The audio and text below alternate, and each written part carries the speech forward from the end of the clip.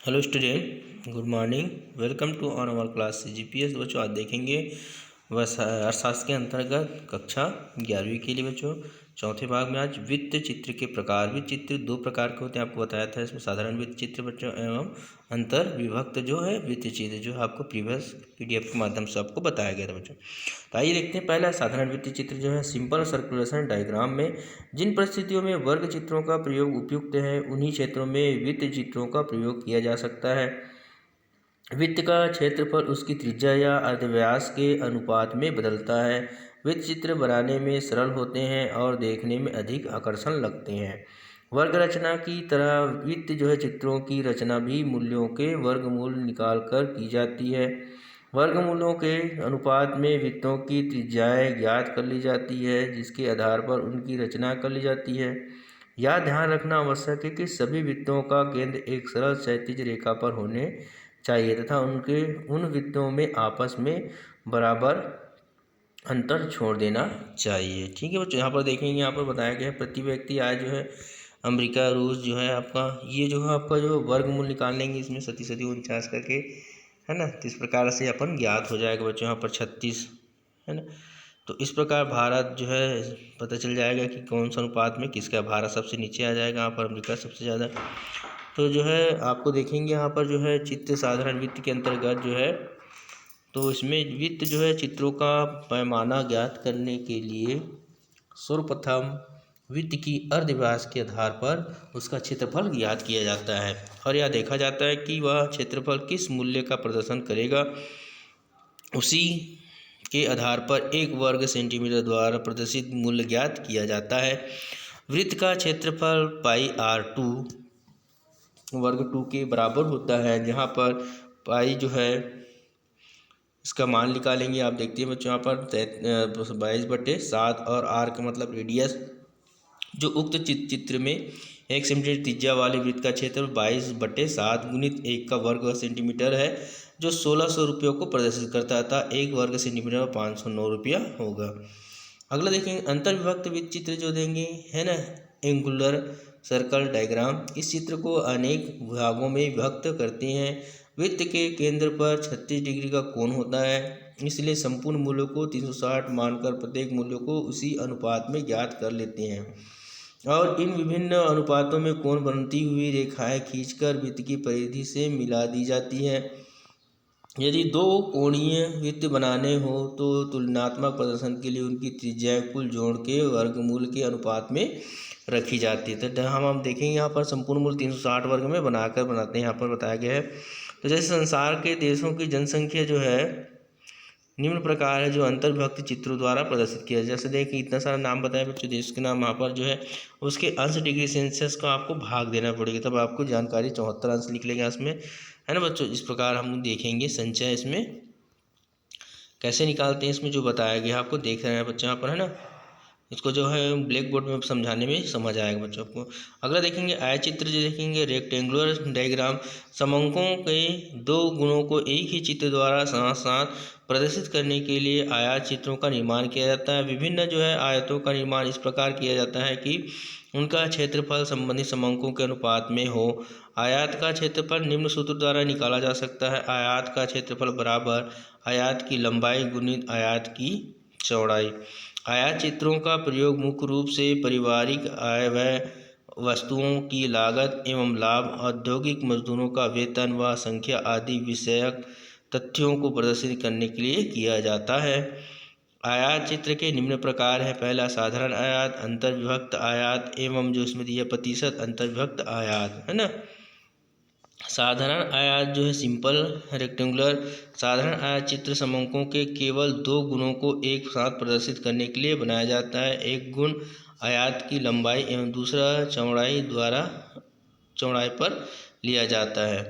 तो उदाहरण देखेंगे बच्चों अगला, निम्न तालिकाओं में दो खानों में काम करने वाले मजदूरों की संख्या, उनकी औसत प्रतिशत प्रतिदिन मजदूरी दी गई है। इसमें आयत चित्र निम्नानुसार प्रदर्शित की जाती है ना।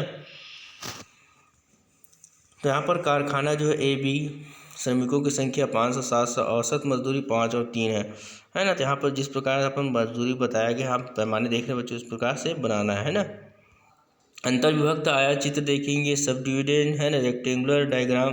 तो अंतर विभक्त आया चित्रों की चौड़ाई समान नहीं होती और इसे किसी मूल्य के अनुपात में ले लिया जाता है। इसमें लंबाई चौड़ाई दोनों माप के आधार पर ही ली जाती है। इन चित्रों का प्रयोग तीन विभक्त लेकिन परस्पर संबंधित तत्वों के चित्र में किया जाता है। जैसे कि आप देखते हैं किसी वस्तु की प्रति इकाई मूल्य उसकी बिक्री की मात्रा एवं विक्रय राशि के विभिन्न तत्वों के साथ साथ अंतर विभक्त आयत के रूप में प्रदर्शित किया जा सकता है। ऐसे चित्र में प्रति इकाई मूल्यों के अनुपात में चौड़ाई तथा विक्रय की मात्रा के अनुपात में ऊंचाई रखी जाती है। इस तरह कुल विक्रय मूल्य आयत के क्षेत्रफल गुनी ऊंचाई गुनी चौड़ाई के अनुपात में व्यक्त होती है ना।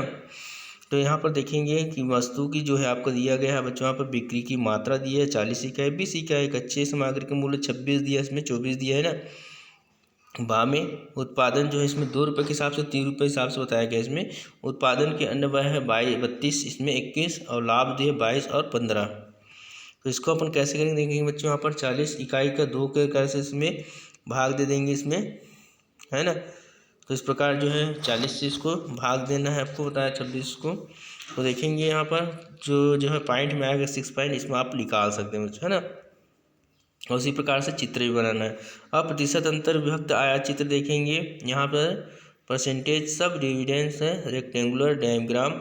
जब दो विभिन्न जो है भिन्न भिन्न लेकिन परस्पर संबंधित तत्वों की तुलना करनी हो और उनका अंतर विभक्त भी दिखाया ना हो, तब तुलना की सुविधा के लिए आयतों को प्रयोग करते हैं और संपूर्ण को 100 मानकर प्रत्येक विभाग को प्रतिशत में व्यक्त करते हैं। ऐसी दशा में आयतों की चौड़ाई मात्राओं के अनुपात में होती है और ऊंचाई सबकी बराबर होती है, जो कि 100 को व्यक्त करती है। विभिन्न परिवारों के पारिवारिक बजट की तुलना करने के लिए इस प्रकार के आयतचित्र का प्रयोग किया जाता है। यहाँ पर देख सकते हैं बच्चों, यहाँ पर है ना।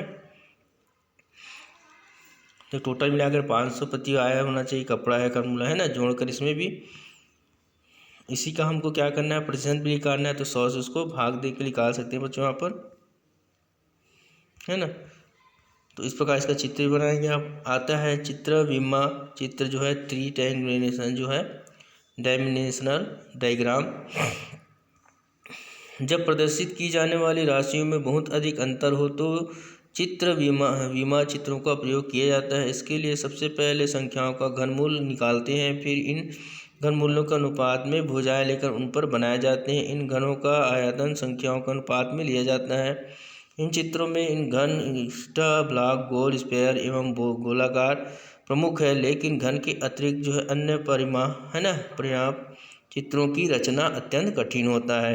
घन का मूल्य इकाई जो है मूल्य लंबाई गुणित चौड़ाई गुणित ऊंचाई होती है यहाँ पर, है ना। घन बनाने के लिए मूल्यों के घन मूल्य निकाले जाते हैं। इनके लिए मूल्य की लघु गुणक ज्ञात करके उसे 3 से भाग दे दिया जाता है और प्राप्त राशि का प्रति लघु गुणक की ही घन मूल्य होता है। घन मूल्यों के अनुपात में ही घनों की भुजाएं रखी जाती है। यहाँ पर घन के माध्यम से जैसे देखेंगे यहाँ पर 1000 है, 8000 रुपये है, यहाँ पर 27,000 रुपये। इसमें घन मूल्य निकालेंगे तो 1 सेंटीमीटर आगे बच्चों 10 से, है ना।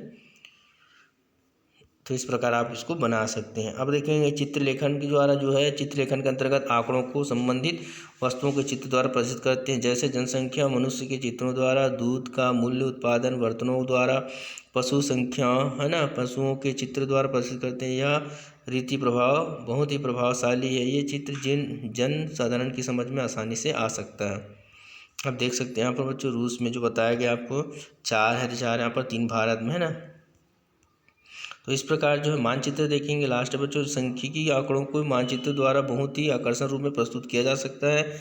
मानचित्रों के जो प्राय जनसंख्या का घनत्व बताता है, वर्षा है, उपज है, तापमान, भाषा, खनिज पदार्थ आदि का वितरण प्रदर्शित किया जाता है। इसमें अनेक रंगों का प्रयोग करके आकर्षण व सुबोध बना लिया जाता है। इस प्रकार मानचित्र सांख्यिकी जानकारी को भौगोलिक आधार पर प्रस्तुत करता है। अनेक तथ्यों को दिखाने के लिए अनेक संकेतों और चिन्हों का प्रयोग किया जाता है। इस प्रकार आपको बच्चों जो है आपको समंकों के अंतर्गत ये पाठ जो है समाप्त। Good day, listening to watching.